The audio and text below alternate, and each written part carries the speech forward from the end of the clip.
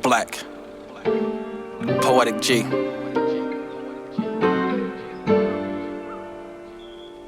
Beautiful love, always. Good evening, ladies and gents. I'm King George. I'm the owner of T.Y.I Productions. I am the curator of Black 31 magazine. Today, I am here with another special guest from the community. This brother right here is one of the premier prolific poets in the city, and they call him Brother Bars. He gives you the bars, layer after layer after layer after layer, and that's what we talking about. That's what we came here to talk about: poetry, the bars, and everything that's going on in the community. So without further ado, can we please give it up for Brother Nick Austin? Let's go. Let's go, man. Let's go. What's up, y'all? First and foremost, right? I don't even want to ask who Nick Austin is. I want to ask, who is Bars? Bars is a suit of armor. Okay, so Nick Austin wears a suit of armor called Bars, and Bars is who you see on the stage. Bars is who you hear in the poetry. And like Nick is always there, but Bars acts as like a shield. It's always authentic, but it's a way for me to kind of disassociate and just like let loose without fear of anxiety, without fear of judgment. I'm able to just kind of just go crazy and just be like, yo, that Bars did that. He was wilding. Like Nick is over here, but Bars, I don't know, he acts as a buffer between me and the public, me and the audience. I hear that. I hear that. That's what I'm talking about. That's different too, man. That's different. I want to dive right into it. What does poetry mean to you? Poetry is, to me, poetry feels like it's another language. You know, some people know how to speak it fluently. Some people are still learning it. You know, you can definitely learn it. You know, I don't think it's a Duolingo for poetry, Rosetta Stone for bars, but it's a way to kind of speak your mind, kind of speak your truth, talk to people, speak on subjects that I personally think about a lot. And so it's a way for me to translate that to the people, make it more palatable for them to digest. For me personally, like my poems tend to just be how I'm feeling. Like I'm just thinking about this. So let me write it down. Let me make it rhyme a little. Let me make it, you know, sound real good for the ears. And I just speak to the people. So it's our innermost thoughts, it's our innermost emotions and feelings. And yeah, it's a way to amplify that. You know, poetry is a vehicle for me to amplify my thoughts. Yes. Yes, absolutely. Absolutely. And I got to ask this question. Do you have a favorite book? Ooh, a favorite book. So I do have a favorite book. It's not poetry. Okay. I read a lot of like novels and stuff. Okay. I can't say a specific where in the series, but I read a lot of Stephen King. Really into like kind of twists and turns, plot twists, stuff like Yeah. that. And he got this series called the Dark Tower series. It's this whole like science fiction series. Other than that, I love Harry Potter. I've always been a Potterhead. Okay. Team Slytherin over here. Yeah, those are my favorites. I don't really have like necessarily like a favorite book of poetry. My favorite book of poetry is probably mine. But you know, toot my own horn. I hear that. I hear that. I hear that. Name 3 top poetry platforms that you love to perform at. Ooh, okay. Number one, I gotta shout out Voices in Power. Um, you know, when I moved here to the city, like I saw what they were doing. I see them constantly growing, see them constantly building, Absolutely. and they constantly just getting up there. Number two, hmm. Number two, I'm gonna shout out DTL. Dare to Listen. I think what Okay. stood for. So Dare to Listen. They're here in Philly as well. Yeah. Shout out to Christian them, and another great platform. Always show love. Okay. Number three platform. See, that's where it gets tricky. That's the third one. I'm gonna shout out First Fridays. First Fridays over at Heroes Mark in Manayunk. It's ran by Young Bob, and yeah, it's Okay. always a vibe there. So every single First Friday, they always got something going down. That's the home of. I didn't want to shout out my own platform, but I do have my own platform that's home there. We can talk about that later. Well, no doubt, no doubt, no doubt. Shout out to Young Bob too. I feel you. Shout out to Young Bob. Um, when it comes to um, when it comes to bars, right? Mm. And and not specifically you, but when it comes down to bars, right in Yeah, the bars, yeah. who is some of them favorite bar layers that not poets but musicians, them favorite bar layers that you love to listen to? So the reason why I got into poetry is through rap, through hip hop. Yes. And I was listening to an artist that I should not have been listening to at my age. I was 9, 10 years old, and I was listening to this guy. You might know him. He goes by Marshall Mathers. Yeah. He's also known as Eminem. And Absolutely. Eminem's wordplay and bars, when you talk about layering and just the complexity, double entendre, triple entendre, just carrying the whole rhyme scheme throughout the whole verse, like Yeah. he does a little bit of everything, and he like Yeah. really exposed me to it. Like, yo, this is wild. Yeah. Other than definitely low key. I mean, I'm from New York, so I heard a lot of great songs from Jay-Z, of course, Legend. But yeah, I gotta say, Hove, Eminem, and as much as people knock him for the writing and whatnot, yo, Drake got some crazy bars, man. Drake got some layers. I gotta Yeah. give shout out to Drake. But of course, shout out to Kendrick too. Kendrick, different. Yeah. But yeah, I'll probably say those four. I hear that. Now, with that last one, Drake, would you shout out Quentin Miller too? Hey, like, yo, once you got the record tainted, it's tough I, for them to give you that respect. You know, it's like, yo, that's always gonna be on his jacket. You know, it's tough. I hear that. I hear that. Who do you think was crowned in that battle between Kendrick Lamar and Drake? See, I've been thinking deep on these things, man. So like, I'll accept that I think Kendrick won the battle, because Kendrick was the better strategist. Like he won off strategy, in my opinion. Like the songs is dope, you know, He did. but you're He gonna did. have like stands and fans on each side. It's like, oh, I like this song better, this song better. But like the way he was calculated and the way he released everything, and then just the victory lap afterwards, you got to give it to Kendrick. Like Absolutely. wise, I think Drake was going crazy with it. Yeah. But like song wise, like it's hard to not like us. Like it just hit an astronomical like level, and it's still crazy today. Like you throw it on at a party and people gonna go crazy. So like just long, Absolutely. that's gonna be the one that we like listen to years later. Where we just like, yo, that song's still going crazy. Absolutely. Absolutely. Because in that battle, them last two that Kendrick dropped was heavy. Yeah, The last two, Meet the Grams and They Not Like yeah. Us. But before that, Family Matters was Mm-hmm. Family Matters was it was the top. I'm It saying was the top. the rapping wise, like Family Matters stay in my rotation, man. Like it's a fun song. Like you're like, yo, this is Yeah. this is lit. Like when you take away the diss, like the whole beef aspect of it, like they both put out some quality music, Yeah. and I've always been a fan of both. But yeah, Yeah. Yeah. Kendrick was very strategic. I feel like he did what Drake did to Meek Mill. exactly, exactly. He And back to back. Like he back to really like back. Rams wasn't like my favorite of the beef. Like people be giving it like all this. I really think Euphoria was his best of the beef, like of Kendrick songs. Yeah. Crazy. Like the three Before he P went for crazy. that. Like Not Like Us is the catchy one. That's gonna be the one that hits the radios. But Yes. Euphoria rapping, Yeah. like he was Before. different on that. But Meet the Grams, just like Family Matters was heat, and then Meet the Grams was like the water. Like he just threw a bucket of water on it real quick. Like it really kind of negated it. And then you had Mhm. Not Like Us come and just like knockout punch. Absolutely. Absolutely. Um, what feeling do you get when you hit the poetry stages? Oof. Euphoria.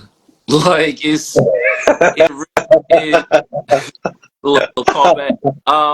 But not for real. Like it is like when you actually get on stage and you under the spotlights, it's a combination of feelings. The first one is anxiety, actually. It's anxiousness. I've been performing spoken word for just over a decade now at this point. but Okay. I still get anxious. Like I still get on stage like, yo, I hope they like this. Like even though people are like, yo, you da da da. And I think part of it is because of my name and my recognition at this point, because now the expectations are higher. And Yeah. so I still get nervous. Like I love personally performing at places that have never heard of me. Like I love going out of state, going to cities where Absolutely. another name, another face in the crowd, because then I can just like go on stage and do what I do, and they like, oh, like I love that feeling of like, yeah, Absolutely. I get to hear me for the Absolutely. first time. Like this is lit. Like so, I know what I write is dope. I know like I got it structured the right way. And so it's just this feeling of just waiting, like, oh, y'all gonna like this, like, ooh. And then like once I just get that release, like it's a great feeling, like having people snap for you, have people clap for you, like telling you to run it back and all that stuff. Yeah, like when I have a set reaction and I hit that reaction from the crowd, it's a Yes. great feeling of energy. Like it's just it's bliss, man. That's heavy. That's heavy. That's heavy, man. That's heavy. Um, I want to ask you some fun questions before we get into the serious questions about the community and everything. I want Okay, to ask you just some fun hip hop questions just to bottle your brain around a little bit. Just on certain artists that you may like. okay. So Jay-Z or Nas? This is. Hmm. I gotta go with Jay-Z. I hit it. I hit it. I respect it. I respect. I'm a Nas boy, so I'm gonna go with Nas. No, no, but I respect it. Jay is heavy. Jay is heavy. Um, Biggie or Big Pun? I'm gonna go with Biggie. Biggie. Okay. Even though like it's crazy because like I'm picking the less lyrical of the two pairs each time. Like because lyrically wise, like Nas is killing Jay in my opinion. And same with Pun. Like Big Pun is, but Biggie, like I don't know, Biggie just make the fun stuff. Like he got more songs where I can just throw on the car in the car and just like not even think, just drive. Like I'm like, all right, cool. Sometimes I just like to turn my brain off, man. I don't really like to think of these lyrical miracle like spirituals, you know. I hear that. Um, uh, I know they ask this one a lot. I really don't want to ask it because I love both these guys. Oh, Um, I love both these guys, but I really don't want to ask. They asked it, and I heard the question presented before, so I really don't want to seem like I'm copying off their platform. But I have to ask the question because it's a crazy question when you hear it. And shout out to Drink Champs for this question. Shout out to Drink Champs. Y'all credited for this question right here. Tupac or DMX? see, from New York, man. I don't know.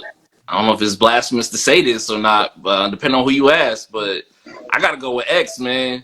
DMX was a different level. Like DMX is in my personal Mount Rushmore, like easily. I respect. Like DMX is two back to back #1 albums in the same year. Like just his Yeah. aggression. Fun fact: DMX got me into spoken word poetry. Believe it or not. So Yeah. like, I listened to Eminem as a kid, and so he got me into rap. I was like, oh, this is dope. Like I love rap. Cool. And then school got me into poetry. Like I was listening, like reading like Langston Hughes, Maya Angelou, like type. I thought that was what poetry was. I was like, okay, books. Like I gotta do it like this with couplets and rhyme every other line. Like cool. Then I went to college and Deaf Poetry was on HBO. HBO Deaf Poetry, and Yeah. DMX was on there. He was the first one I seen, and I was like, "Yo!" He did this poem called "The Industry." Y'all can look it up on YouTube. Yeah, that's heavy. I know that joint. That joint heavy. I know what you're talking Oh, about. this is different. Like I can do this. Like this is like rap, but like slower and like acapella. Like, and so Yeah. I got to shout out X, man. R.I.P. man. Yes. Rest in peace to X, and shout out to old school Deaf Poetry. Do they still have Deaf I Poetry? need them to bring it back, man. I don't think they have it. Exactly. Like, but we You know, something you like that again. you know who else was heavy on Deaf Poetry besides X, man? And this is a guy from the city. Yo, Black Ice was heavy. Yeah, the legend, Ah, legendary heavy. Black Ice, dog. Yeah, So many, yeah, man. Like, I love that there's a bunch of replay episodes y'all can watch on YouTube, man. Like, that's history. That's yeah. really history. Shout out Mos Def and them. It was always a Yeah. Yes, yes, yes. Um, Most Def or Talib Kweli? I gotta go Talib.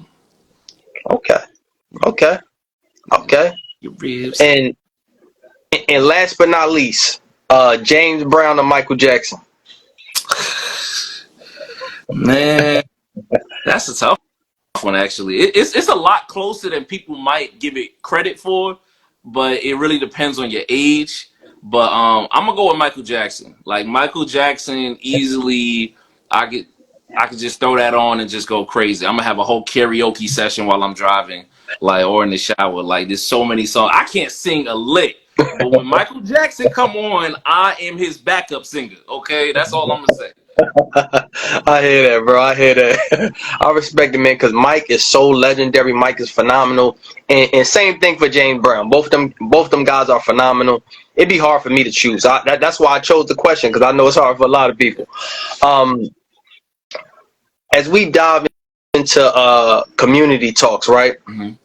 Um, wh- why are we living in so much of a detrimental time where we have young youth experiencing so many different things, and one of the things that they are majorly experiencing is gun violence. Mm. So why is it so crucial in these times now for you as a poet to reach out to young brothers, but also put it in your bars to show them that, hey man, it's a different way than the Yeah, streets.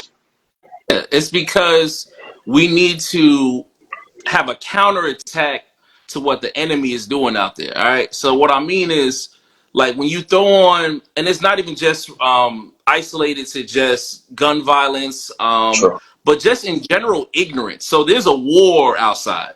All right. It's knowledge versus ignorance, and ignorance is throwing hands. All right. Yes. Like you just Yes. see it, especially when it comes to politics and just Yes. misinformation is everywhere. Social media is just pumping misinformation. Nobody's researching anymore. Nobody's going to libraries. Physical libraries are free to the public. You can get a library card right now and just go in there and read. Nobody's reading.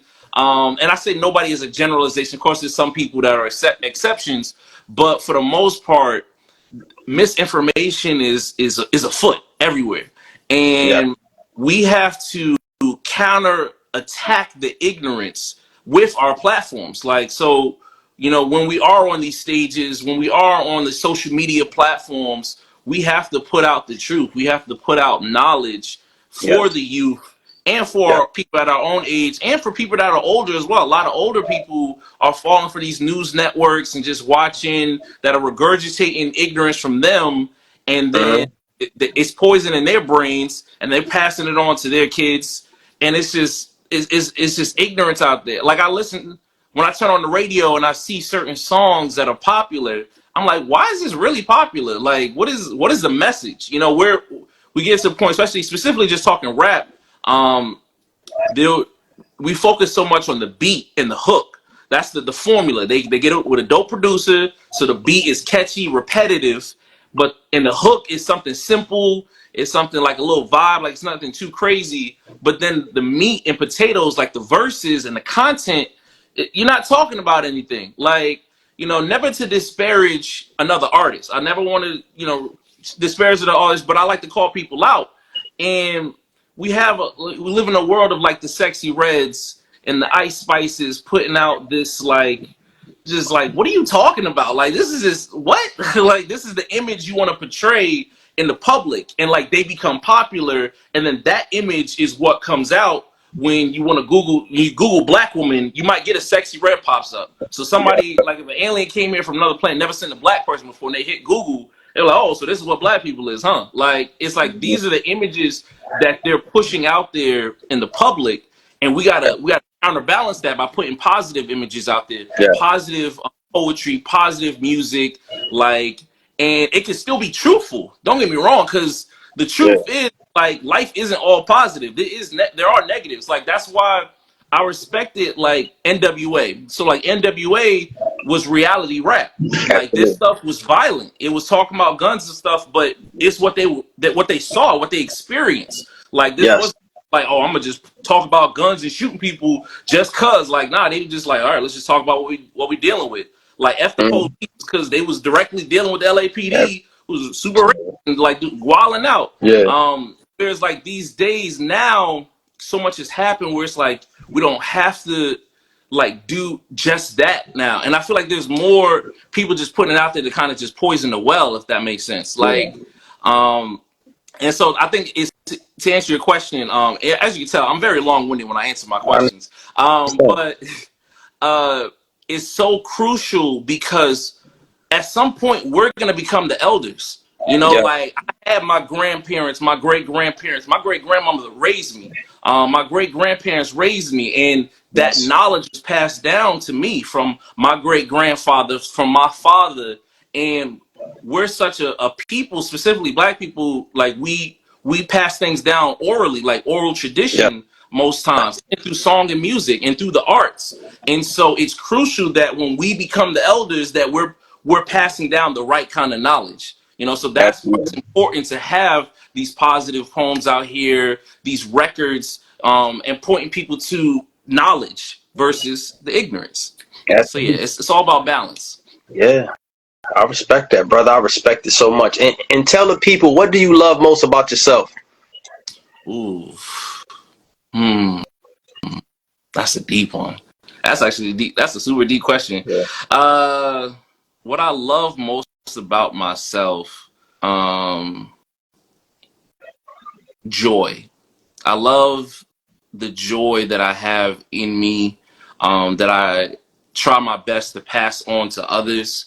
Yes. There is my church a couple weeks ago. The pastor talked about the difference between happiness and joy. Like a lot of people are chasing happiness, but the way he broke it down, happiness is based on what happens. Like is what's Yes. happening at the moment. So you can lose happiness depending on the situation, but Yes. joy is eternal. Joy is within you. Joy is the spirit. Like, and no matter what's going on, you can't lose your joy.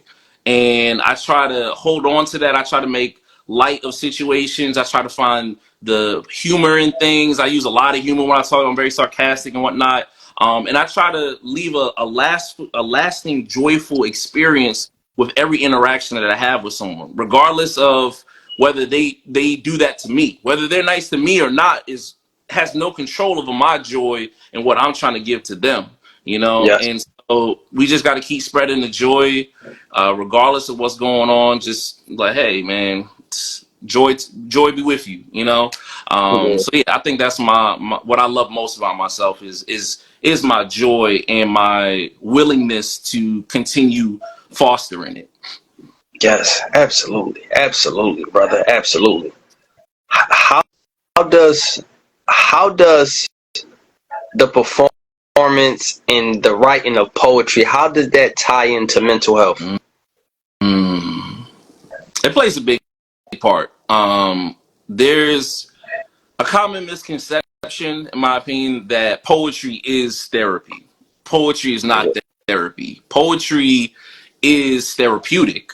It is a Yeah. tool that therapists can use and utilize. A True. little bit about me. I actually started therapy for the first time this year. Probably Okay. needed it for about a good decade, but I just Okay. kept pushing it off. And I was like, I want to speak to people and open up about myself. And Understand. poetry was an outlet that I could use to get that out of me. You know, that's why whenever I have friends or anyone that's going through something, I tell them, yo, write it out. Like, get it out of your head, get it off of your spirit, put it onto the page. Sometimes just seeing it written out and like actually having to think about like, yo, all right, I'm upset, but why are you upset? Like write it out, and then you can really get to the root of the problem, like the root of the issue. Yeah. And as far as like mental health, like I feel like especially these days, like depression is rampant. You know, times are tough. Like people are out of work, people's salaries are down, prices stay up, prices Yeah. stay increasing. Yeah. So it's many reasons once again to lose that joy. There's many reasons to be depressed, to be sad. And so poetry, it provides such a great outlet.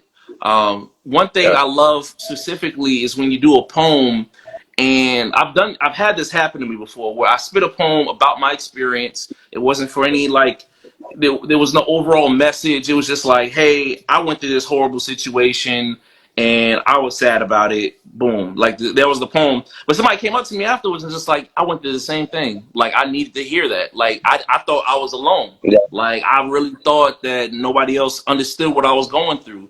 And like you see time and time again so many of those moments for from poetry performances.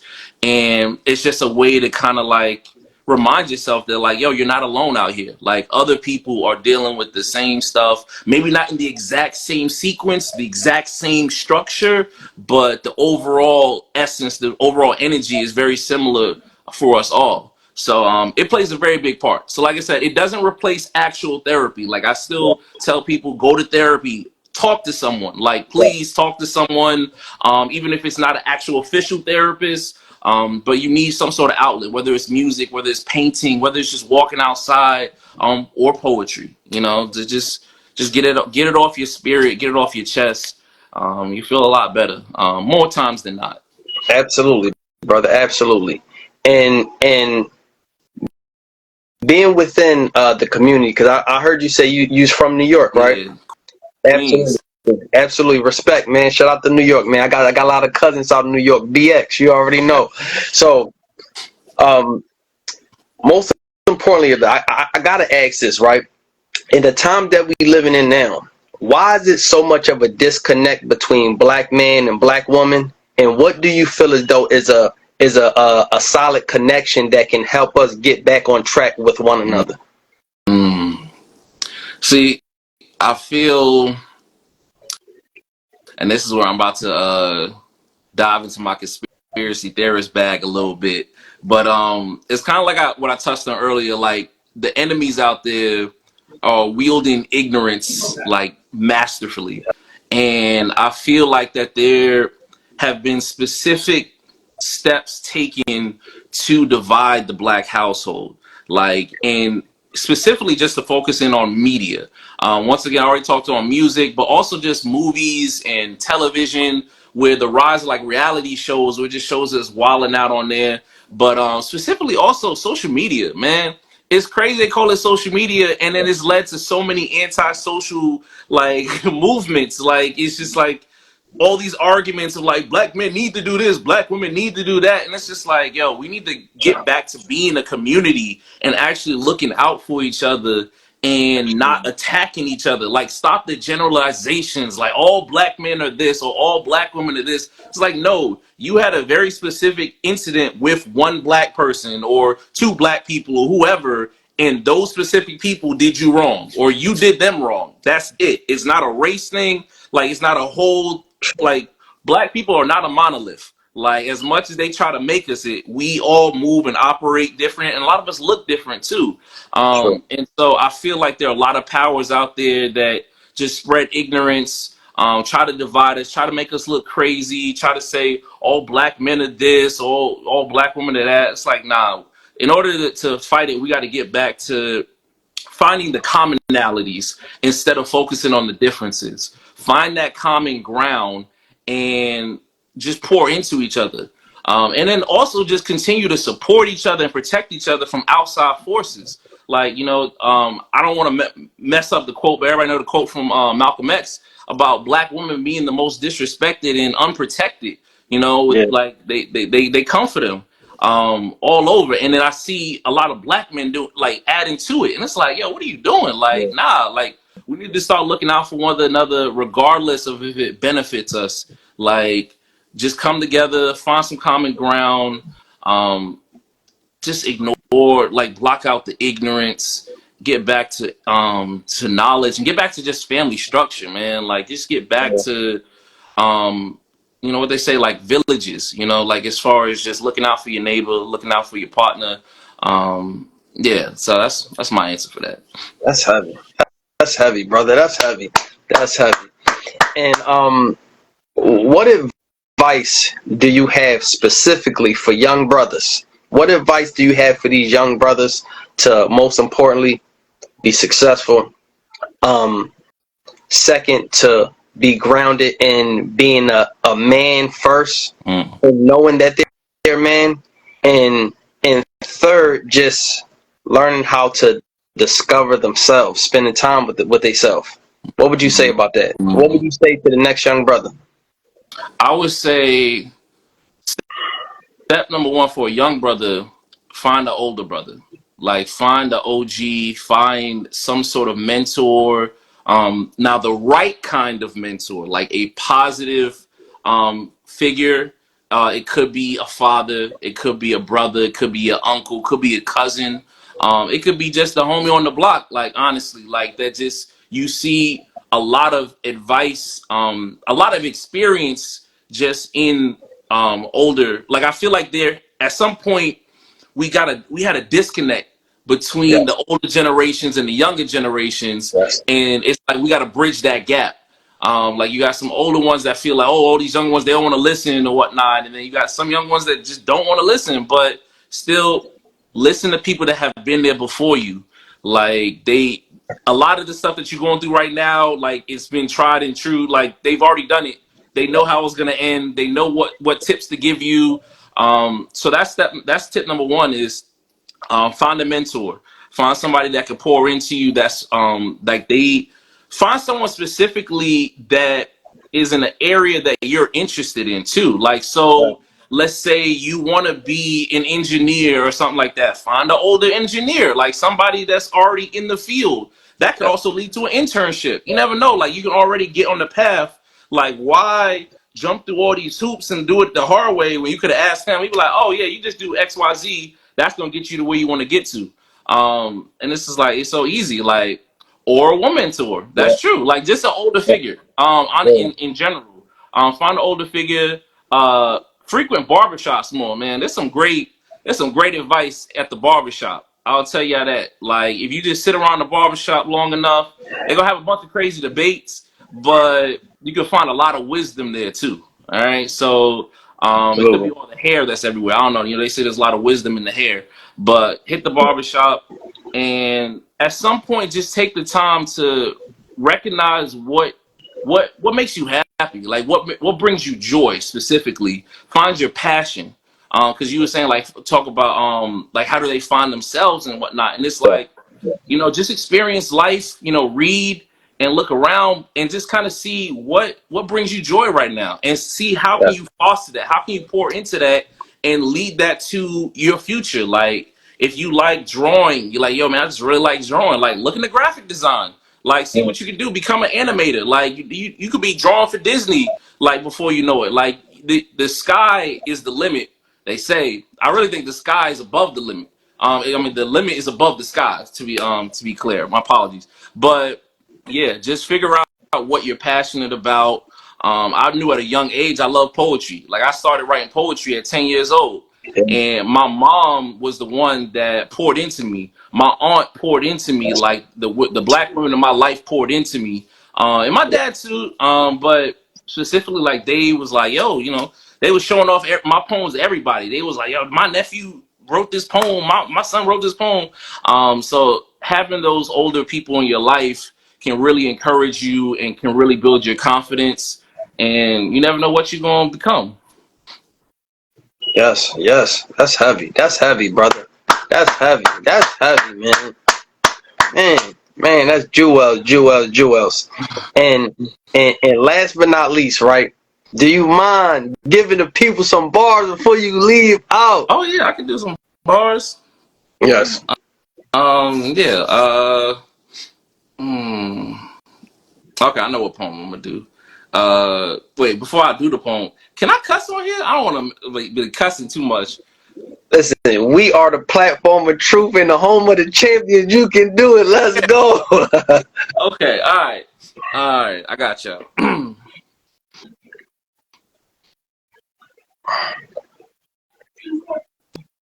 You want to know why they call me bars? Because I'm the best at rhyming shit. Bet on me in any match of words, and you'll observe that I'm kind of lit. I'm confident in my dominant competence and consecrating consonants. Yes, I'm filled with confidence. Bless you in any continent. I guess that is a compliment. I don't see any future that features anybody stopping it. I'm that nigga.